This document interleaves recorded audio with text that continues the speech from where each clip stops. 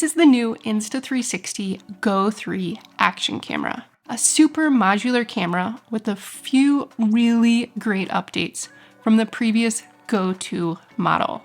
In this video, we are going to cover the 13 things I think you should know about it to see if this camera is for you.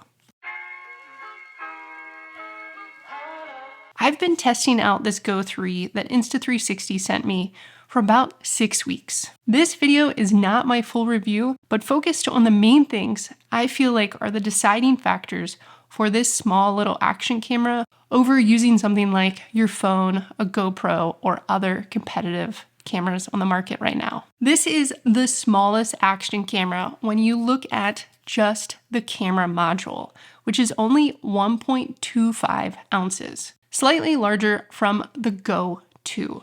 The biggest upgrade for the Go 3, in my opinion, is this new action pod, which we will dig into shortly. The small camera module snaps into the action pod, but works independently, including a microphone on the camera itself and a start and stop button. The basic bundle price for this camera starts at $379.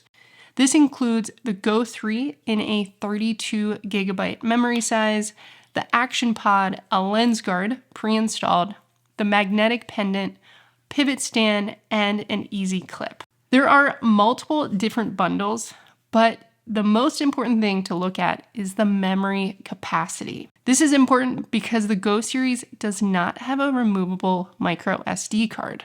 The memory you purchase it with is the memory you are stuck with. The Go 3 is available in a 32, 64, and 128 gigabyte.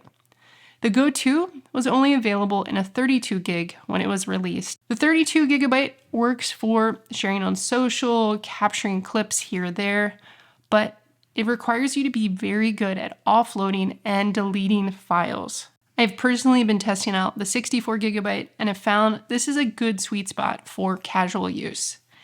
If I was using it as my dedicated bike ride or adventure camera, I would probably go with the 128 gig. This action pod is the biggest upgrade to the Go 3. When you snap the camera module into the action pod, it takes the form factor of a GoPro or DJI Osmo Action. The superpower is that you now have a flip-up touchscreen and the camera module can be removed, and the action pod can still be used wirelessly. This gives you a wireless remote to start and stop your camera after placing it somewhere out of reach, and the screen allows you to see what your camera sees. Typically, you're relying on your phone and an app connected to the camera to do this. The action pod is also what charges the camera module. There's no way to charge this camera module off of the action pod. When you clip it in, you'll see a solid red light, and it's going to charge until it's fully charged up, and then the light will go off. Because this exposed USB-C plug right here, the action pod is not weather or waterproof. They say it is splash proof against light rain or snow, but the camera module by itself right here is waterproof down to 16 feet. The action pod gives you a lot of buttons and LED lights to know about. So to hit record or capture a photo, on the action pod, you have a very large red circle or record button. You can also use this button when the camera is off to turn on the camera and start recording with a click of one button, which I find very useful on cameras. When you're using just the camera module, there is no tactile button, but you push in on the camera at the bottom, you'll hear it click, and in a second, it will make a beep to let you know that it's recording. You also have these blinking red lights on the bottom of the camera module and on the back of the action pod if it's turned on. On one side of the action pod, you have a power button and a Q button. The Q button is super handy to switch between shooting modes if your hands are sweaty or you're wearing gloves. The power button is pretty obvious, but you can also quick tap this to turn the LCD back on if it's gone to sleep. On the other side, you're going to have that open USB-C charging port and a button which is required to push if you want to release the camera module from the Action Pod, which is great and makes it more secure, but I haven't mastered being able to do that removal one-handed while bike riding. The flip up touchscreen. I cannot overstate how helpful this is and that it works wirelessly. The resolution isn't great, and your footage will always be much better than what you see on it, but it's so wonderful to be able to put this little camera in odd places and be able to see what it sees without opening up my phone and the Insta360 app. It also makes changing settings and previewing footage so much easier than the previous Go models that had a very basic screen and relied on your phone to see the footage. The fact that they were able to do all of this in a small form factor and have the camera module removable is very unique setup for the Go 3. Lots of magnets. One of the coolest things the Go series has offered is the magnetic mounting. DJI has now used it in their little action camera, but the Go is still leading in this design, in my opinion. If you have a pacemaker, don't use this camera close to you, and don't use the magnetic lanyard, which we'll talk about in a second. So the back of the camera module is magnetic, which is not new. It allows it to snap into the Action Pod case. I've stuck it in odd places, like to my C-stand, shop bench, and the side of a car and a building. This is a good segue into the accessories for the Go 3. The base bundle comes with almost all the essentials, with a couple of things I would recommend adding, especially if you're on the bike. The pivot stand works much like a tripod on either the Action Pod or the camera module. On the bottom is a sticky pad, which I haven't been brave enough to use because I don't want it to be sticky all of the time. The top of the stand unscrews from the bottom, and you are left with a 1/4-inch female end to screw into a tripod, selfie stick, or whatever mount you might use. It still has the 1/4-inch threading on the bottom.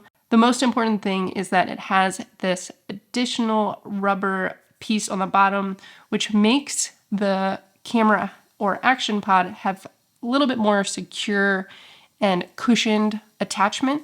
So on the bike, I've been using the additional quick release mount because it adapts to the GoPro prongs, and it still has the 1/4-inch tripod mount so that I can use a selfie stick. The most important part of this is this rubber cushioning, and it really dampens any vibration and makes this really locked in and steady. It is a little bit harder to make sure it's fully secure. It's not as quick of a snap, but I found using the pivot pod that it just vibrates a lot because it's not 100% locked in, and you're gonna have some rocking back and forth and a little bit side to side. So if I'm running or biking, I am definitely using this quick release mount, which is extra unless you get one of the bundles that it comes in. The magnetic lanyard is something I use around the shop to show hands-on, and I've tried while biking to show that unique point of view.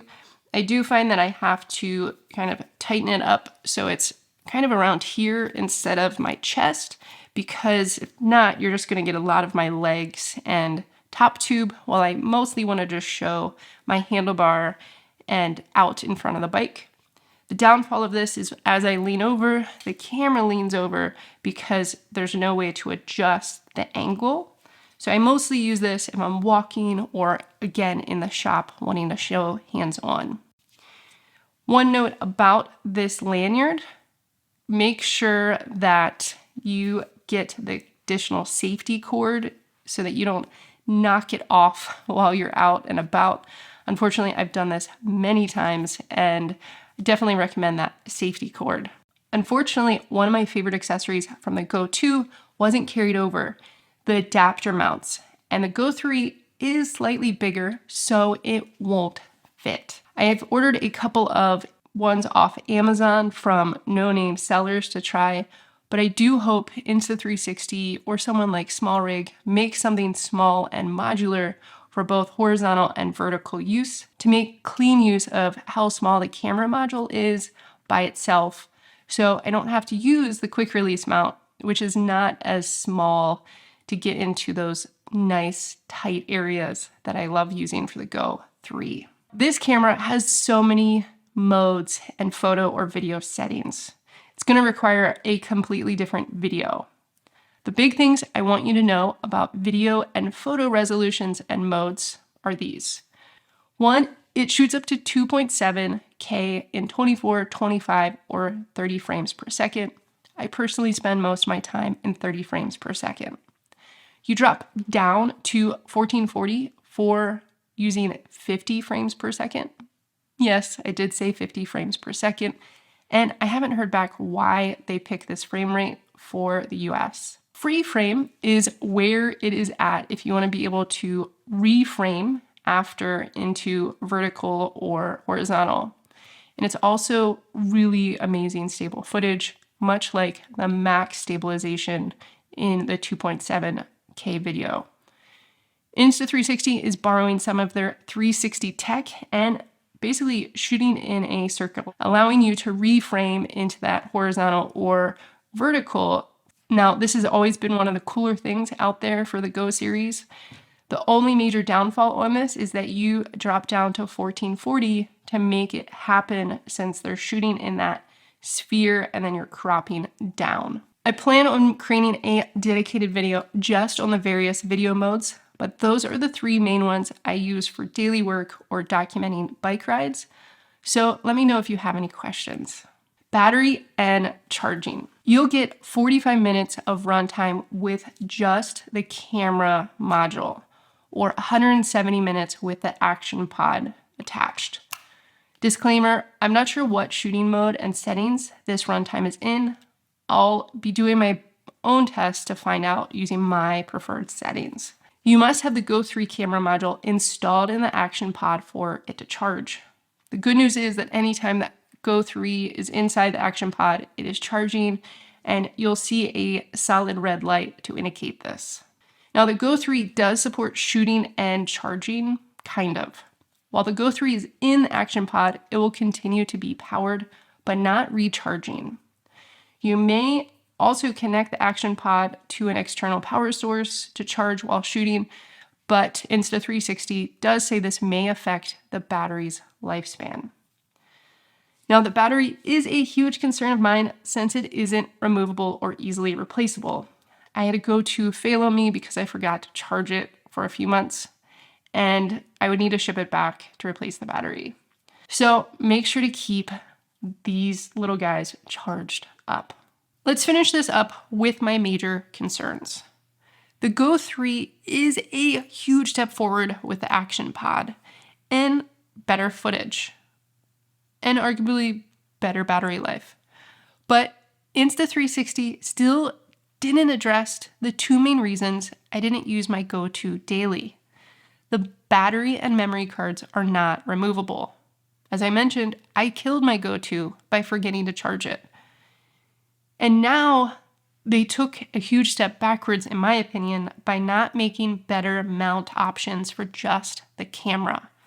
I don't want to have to use this little quick release mount, which is pretty big and limits how I can mount it, to use this little camera. And I hope this is remedied quickly, because this could easily become my go-to daily vlogging adventure camera. Maybe not hard adventure camera, but daily life camera. In conclusion, I have two more videos that I'm working on for this camera. The first is that modes and settings run through, and then a final review. Please let me know in the comments below what you would like covered in either of these as I finish up testing. As always, thank you so much for watching. Stay well, stay good, and remember to bike more and worry less.